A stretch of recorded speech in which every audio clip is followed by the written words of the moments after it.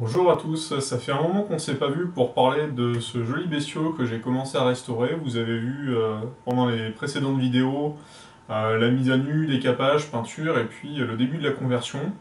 Alors, entre-temps, il y a eu les fêtes de fin d'année et surtout j'ai déménagé, nouvel atelier, nouvelle région, donc ça a ralenti les travaux mais j'ai quand même réussi à avancer et je suis aujourd'hui là pour vous présenter les premiers mouvements et on sera bientôt prêt à faire les copeaux. Donc je vais vous faire un peu le tour du propriétaire et puis après on fera quelques mouvements. Alors, voilà où on en est aujourd'hui. Grosso modo, il est presque prêt à tourner. Niveau mécanique, c'est à peu près rodé, tout est bien branché, niveau électronique aussi. C'est pas finalisé, mais je suis plutôt content, on y est presque et on va pouvoir bientôt l'essayer. Alors, à quoi ça ressemble? Donc là, vous avez installation sur le X, vous avez déjà vu ça. Donc le cerveau qui est déporté avec un ensemble de poulies courroies. On voit dessous les croix biques ici, la vis qui passe par là. Et puis là, vous voyez la vis du Z avec son écrou également. Ok. Les capteurs inductifs pour la prise d'origine, donc pour le X et pour le Z. Donc là, on est en position d'origine. Et puis la nouveauté, ce que vous n'aviez pas vu, qui a pris du temps à installer, c'est la lubrification centralisée. Alors la lubrification centralisée, donc vous voyez en fait c'est ces points-là, ces petites prises là en fait c'est des clapets anti-retour avec un réducteur de débit, donc il y a un numéro associé, et en fait avec une pompe centrale qui est ici, je vais vous montrer comment ça fonctionne, et un collecteur qui est juste là. Donc tout ça, ça passe là dans le système de chaîne à câble. Et donc ça vient graisser au plus près des coulisses. Donc là vous avez celui qui est pour X avec un perçage à l'intérieur qui fait que ça lubrifie toute la queue d'aronde. Là vous avez ce qui va sur Z, ça passe à l'intérieur et ensuite en fait ça vient graisser les coulisses sur les deux barres. Et vous avez aussi pour les vis, pour les écrous à vis, c'est-à-dire donc là la partie qui passe pour X et la partie qui passe pour Z. Voilà. J'en avais mis un au début là sur la contrepointe, mais ça n'a aucun intérêt parce que ça va pisser de l'huile, vu que j'utilise très peu. Enfin, je vais l'utiliser relativement peu par rapport au reste. Ça n'a pas un grand intérêt. Voilà, là vous voyez le cerveau pour l'axe Z, qui est juste ici, il est en prise directe lui par contre. Le moteur qui était déjà installé, donc avec trois courroies profil B, bon j'en suis pas extrêmement content, vous voyez, hein, c'est pas tout à fait tendu de la même manière. J'aimerais bien passer en polyvé, mais je vais vous expliquer après ce que je compte faire et si ça vaut le coup de toucher à ça ou pas. Là, j'ai installé en fait, c'est un voltmètre qui est relié au convertisseur de fréquence qui permet de connaître la charge de la broche. Donc de 0 à 100% de charge. Ok. Là-dessous, vous avez le moteur donc de 3 kW mais qui a perdu son ventilateur mécanique. Je suis passé sur un ventilateur électrique. Alors pourquoi? Il y a une très bonne raison. C'est que quand on utilise un convertisseur de fréquence, on tourne assez souvent à basse vitesse avec beaucoup de couple, comme quand on tourne une pièce large. Et à ce moment-là, le ventilateur centrifuge tourne pas suffisamment vite pour fournir du débit d'air pour refroidir le moteur. Donc à la place, c'est un ventilo électrique, un Octua là, qui a pris sa place. Donc lui tourne sur 24 volts et il est alimenté par le convertisseur AC/DC qui alimente également la platine de contrôle Acorn. Voilà. Et donc la fameuse pompe d'huile, où ça c'est provenance eBay, ça vaut je sais plus une quarantaine d'euros, quelque chose comme ça, c'est pas très cher. Alors c'est tout en chinois, il n'y a pas de notice, mais vous allez voir en fait on comprend très bien comment l'utiliser. Là elle tourne pas, en fait elle est reliée à la commande, c'est-à-dire elle ne tourne que quand la machine est en mouvement. Ça permet d'éviter de balancer beaucoup d'huile pour rien du tout. Et là, la partie électronique, bon, qui est pas très bien organisée, parce que j'ai pas tout à fait fini de mettre toutes les options que je compte mettre jusqu'à la fin, mais c'est en état de tourner. Voilà. Allez, maintenant on va faire quelques mouvements que vous voyez quand même la vitesse à laquelle ça va. Ok, donc là on vient juste de démarrer le PC et le sectionneur, donc tout est allumé en même temps. Et pour commencer, il va falloir qu'on mette la machine en prise d'origine. On va lâcher l'arrêt d'urgence et on va lui demander de faire sa prise d'origine. Voilà. À ce moment-là, très simple, elle revient en arrière, elle était déjà à l'origine, elle revient en arrière pour redéclencher le capteur inductif. Voilà, donc là elle est prête à tourner. Alors à ce compte-là, je vous ai fait un petit programme de démo. Donc on va charger ce petit programme-là. Vous allez voir en affichage graphique, c'est pas grand-chose, c'est juste c'est juste un peu de mouvement rectangulaire et diagonal. Donc ça c'est l'environnement graphique qui montre, c'est la simulation de trajectoire d'outil en fait. Hein. Et donc si on va en run, c'est parti. Donc là tout ça c'est en G0, c'est-à-dire c'est vitesse maximum.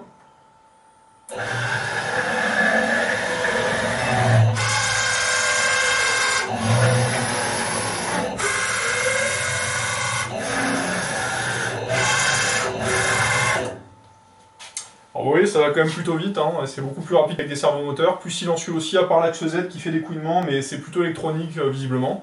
Alors il y a une procédure sur ces servos en ClearPass qui s'appelle l'autotune, c'est-à-dire on les branche en fait directement sur un utilitaire de configuration avec le port USB.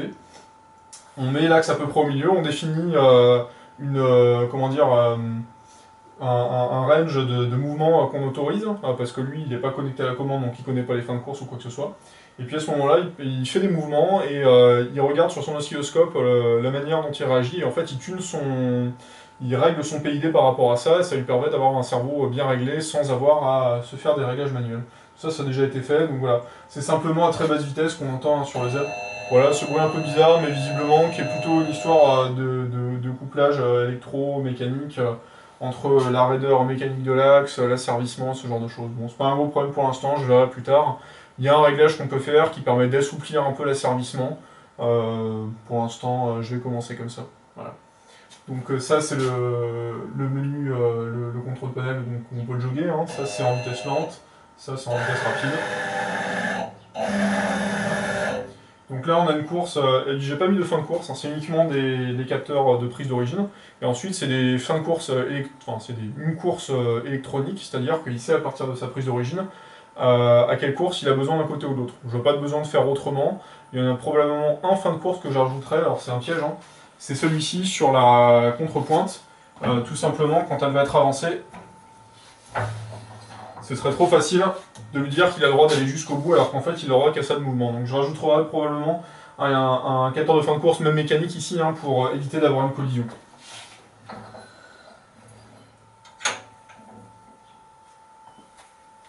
Ok, et voilà ce que ça donne si on fait tourner la broche. Tout simplement, on passe en manuel. Là, on est à la vitesse la plus faible possible. Voilà. Et à ce moment-là, le ventilateur qui est dessous se déclenche tout seul pour refroidir le moteur. Ok, donc on peut monter en vitesse. Hein.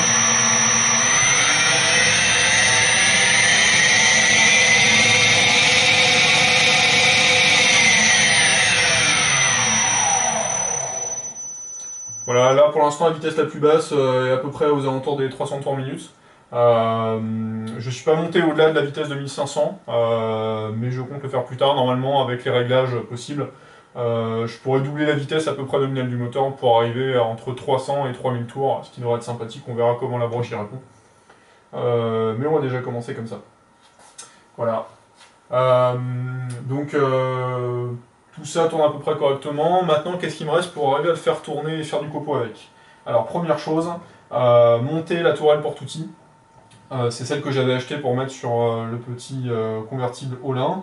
Donc je vais fraiser un support, là c'est un système à queue d'aron, qui va permettre de le fixer là-dessus avec une légère réhausse. Là il est trop bas. Et je pourrais à ce moment-là le régler comme je veux en position en X. Donc ça, première chose, c'est du fraisage prismatique, ça peut être trop compliqué, il faut que je commande la matière. Ensuite, monter un mandrin quand même, hein. Ça manque. Le mandrin, alors d'origine visiblement c'est à peu près un diamètre 160. Ce que je vais monter je pense c'est un mandrin 4 morts indépendant. Pourquoi? Parce que je fais pas de l'usinage en série, j'ai pas besoin d'aller rapide. Par contre ce que je veux c'est pouvoir régler le balourd le plus facilement possible. Donc ça pour ça, un 4 morts indépendant c'est utile. Et puis pourquoi pas faire des pièces carrées, on sait jamais, pour un surfaçage, un tour, c'est assez pratique. Et en plus c'est légèrement plus court. Voilà. Je vais devoir protéger les... Alors au moins la vis à bille, donc celle de X est cachée. Hein. La vis à bille de Z par contre, elle est complètement découverte. Donc j'ai trouvé tout bêtement, ça c'est les soufflets de moto, hein, donc ça fait pour les fourches en off-road. Donc ça fait à peu près 500 mm au maximum et ça se comprime à une petite centaine de millimètres. Donc ça, je vais fabriquer des supports pour la monter comme ça, de manière à protéger à minima la vis à bille. Après les glissières, elles sont protégées par des joints racleurs hein, de pistons hydrauliques qui sont ici. On verra, je vais commencer comme ça je pense. En fait, le besoin de protéger les guidages, les barres de guidage, ça va dépendre du type de lubrifiant que je vais utiliser, et ça nous amène à un autre point. Est-ce que je mets de l'acidification par bromisation, ou est-ce que je mets carrément un arrosage? Je pourrais mettre un arrosage, hein, en fait, le bac là, ça fait un receveur pour le fluide. J'ai une sortie, une entrée ici, et il me suffirait de mettre un bac, hein, c'est fait pour là-dedans, de manière à récupérer et pomper ensuite l'arrosage. Le problème, c'est que ça va forcément en mettre de partout. De toute façon, je vais devoir carteriser un minimum la machine, hein, donc c'est-à-dire au moins à l'arrière, peut-être même un garde à l'avant également, même si ça risque de la faire assez encombrante. Mais c'est très clair que l'arrosage, ça en met de partout, pourtant j'ai quand même besoin de refroidir et de lubrifier un peu. Donc l'autre solution, c'est de mettre de l'air comprimé avec une petite brume du même lubrifiant. Ça me paraît intéressant. Il y a une seule chose sur laquelle je suis pas tout à fait convaincu, c'est le fait que ça fasse de la brume, ce qui est quand même pas génial à inhaler, ça reste un petit garage. Je vais voir. L'avantage par contre avec ça, clairement, c'est que ça en met pas de partout, on met juste la petite quantité de lubrifiant dont on a besoin qui s'évapore ensuite. Éventuellement il en revient un tout petit peu, mais c'est pas le but. Voilà. Quoi d'autre? Après ça va nous amener du côté de la broche, donc là pour l'instant on est en tour conventionnel simple. Hein. Vous avez remarqué là-dessus, il me reste deux cerveaux, un autre NEMA 23 et surtout un gros NEMA 34. Alors ce que je vais faire avec ce tour en fait, c'est convertir la broche là en axe C. Donc il va falloir que je trouve la place et surtout la transmission pour monter ce gros cerveau là derrière de manière débrayable, c'est-à-dire qu'en mode tournage, c'est le moteur asynchrone là-dessous qui fera tourner la broche. Et puis quand on activera l'axe C, bah, à ce moment-là, on enclenchera une autre réduction, un autre étage de réduction, poulie courroie dentée cette fois-ci, avec un rapport de l'ordre de à peu près 1/10 qui donnera le maximum de couple et le maximum de résolution là, sur l'axe C, donc qui sera ici. Et ça va me permettre ensuite de monter là-dessus un petit porte-outils motorisé. Donc en fait, pour pouvoir soit percer radialement, soit axialement, et éventuellement fraiser par interpolation circulaire. Alors j'aurai pas d'axe Y, c'est pas le but. Moi je vais par exemple avoir besoin de faire des poches sur la face. À ce compte-là, bah, il suffit d'avoir l'axe C. S'il est suffisamment coupleux et une bonne résolution, à ce moment-là, ce sera en interpolation circulaire entre l'axe X et l'axe C. Donc ça c'est le plan, voilà. On verra comment ça marche. Et puis rajouter l'encodeur hein, que j'ai déjà, mais qu'il faut que je monte sur la broche également. Et bah, lui, il va servir tout simplement à avoir la position de la broche de manière précise pour faire du taraudage rigide. Vous avez parlé un moment sur le forum de vouloir refaire le système d'origine que j'ai pas eu, hein, mais qui existe sur les Tourlins, qui est un porte-pince tiré, dont j'ai la potence. En fait, je vais probablement pas le faire déjà parce que ça va me prendre de la place sur l'arrière de la broche qui risque d'être occupée avec cette conversion. Et puis, bah, je ne fais pas de la série. Moi, je fais des pièces unitaires. Et à ce compte-là, bah, je pourrais simplement me contenter de monter un porte-pince là-dessus, avec simplement, dans ce cas, plutôt en pince VR40 par exemple, qui seront plus facilement échangeables avec la fraiseuse si je veux faire des blocs pour tenir les collets, des pinces dans les taux. Et à ce moment-là, je pourrais simplement l'avoir ici frontalement avec un écrou en face avant plutôt que l'avoir tiré en face arrière. J'ai pas besoin de la productivité qu'apporte une pince tirée. Voilà. Bon, sur ce, j'espère que la vidéo vous a plu. Revenez voir bientôt pour plus de nouvelles. J'ai commandé ce qu'il fallait.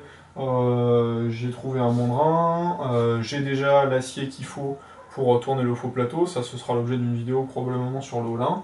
Et puis je vais commander l'acier qu'il faut pour monter la tourelle. Et bientôt je m'attaquerai aussi probablement au porte-outils motorisé, donc avec ce cerveau-là, et puis avec simplement une extension ER20 qui fait visiblement, j'ai déjà vu ça sur YouTube, qui fait une bonne broche à monter dans un porte-barreau à l'aise. Voilà, désolé pour la qualité du son, j'essaierai de progresser là-dessus, il faut que je me trouve un micro. Et n'hésitez pas à laisser vos commentaires, ce sera avec plaisir.